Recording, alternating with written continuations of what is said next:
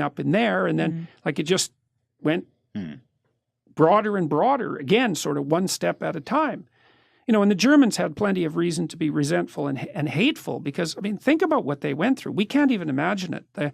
First of all, there was World War I, and so there was many men, like Hitler himself, who served in the trenches. And there's one story about Hitler. He won a medal for heroism in World War I, and he was sitting around with a group of his buddies and went off to do something, God only knows what. And when he came back, they were all dead because a mine had, not a mine, I don't remember, some kind of shell had landed in the middle of them and killed them all. It's like, that changes you. You know, and then afterwards there was all these brutalized men who'd come out of the trenches. I mean, you just can't imagine what it must have been like in the trenches, you know, especially if you're there for like a couple of years. You aren't the same person. Get out of there, you're unemployed, your country's in ruins. Then the hyperinflation hits, and every single person in Germany who ever saved any money at all is flat, bloody broke. And then there's a communist revolution brewing in Russia, and it's like, it's hell.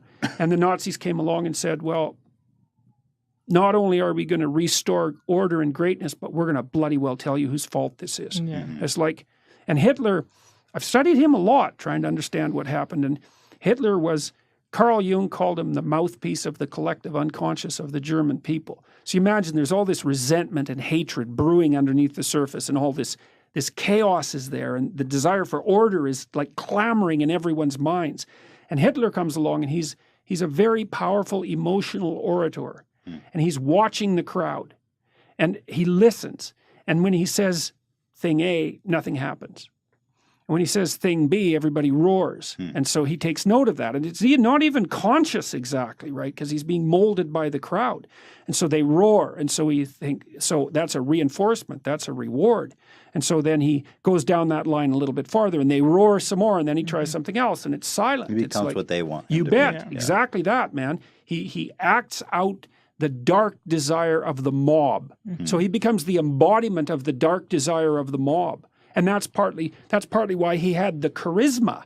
It's right, because there's this unconscious fantasy brewing in the back of everyone's minds. You see that to some degree now with Antifa, for example, and their proclivity towards violence. You know, and you ask, just exactly what's going on there? Well, Hitler came to embody the desire of the German people for order and revenge.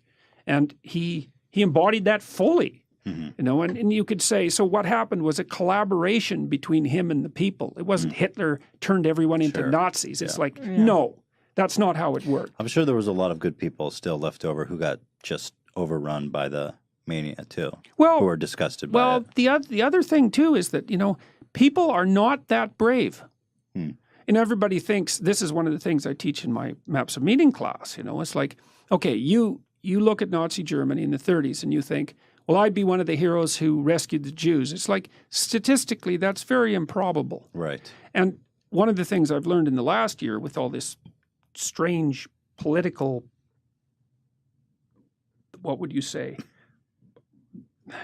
This strange situation that I've been in is how unlikely it is for people to speak up. They just won't. Even tenured professors who are tenured, they're protected. It's like the probability they'll pop their head up and say something that might make them identifiable is very, very low. So it's scary, yeah. I guess you're right. Well, it's and at time, and you know, in Nazi Germany, the stakes were as high as it could get. They didn't tolerate. That's dissension. Right. That's exactly right. But even when the stakes are low, people won't speak up. Eh? Do you? Well, let's do a 180 here. This is always something.